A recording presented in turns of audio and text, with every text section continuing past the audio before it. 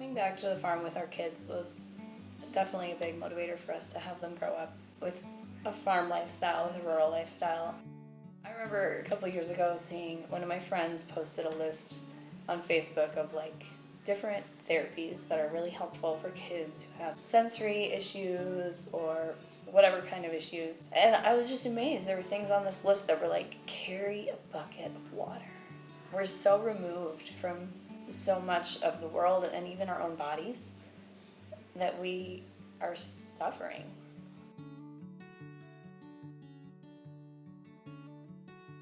My name's Tanya Svec, and I live here in rural Esteline. I work with my husband's family farm. They do grass-fed beef, and I do a lot of the marketing and sales for that. First moved here, we moved back to South Dakota about 4 years ago. I had heard of DRA, and I think the thing that actually made me fill out the form and do the membership was when the dairy just up the road from us wanted to expand their operations. Kind of felt like rather than concentrating more cattle in one little spot, I would love to see other places have a chance to build some kind of an enterprise. And so I was wanting to speak out against that, and DRA kind of helped us put together some talking points, and that's how I got involved.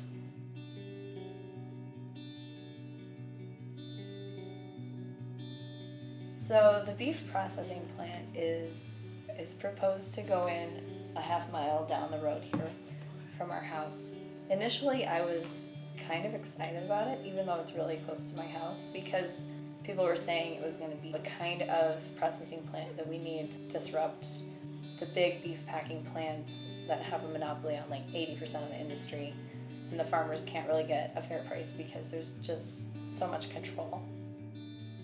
But the more I learned about it, then I just felt like it has a lot of aspects that do concern me. And he has a permit in right now to expand his feedlot from 300 head to just over 1,000 head of cattle.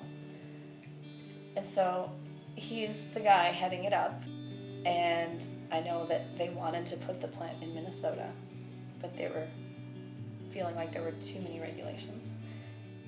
I hate to see that kind of thing where South Dakota then welcomes those developers and says, well, we don't regulate, it's easy to build here, we aren't concerned about our natural resources, anyone can take them. It's kind of the feeling that I get. And that's not really how I want to see development go in South Dakota.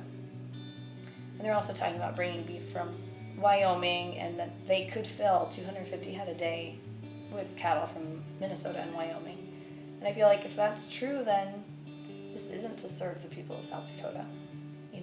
They just want to site it here and use our land and use our water, and it's going to just benefit these outside investors. There's a lot of pressure on farmers to be able to farm in a way that's going to make a difference environmentally. And right now I think a lot of the traditional farming, conventional farming, is more hurting than helping. But there's so much power that farmers and ranchers have to make a change because they control so much land and they use so many resources. We could use those resources for good. And that's, one thing as this beef plant is looking at coming in, it's going to be an industrial complex, and it's going to be right there out my husband's parents' farmhouse window and right across their field, and we sort of feel like things change, things move forward, but we do get to make choices about how we're developing our communities and how we're developing our farmland.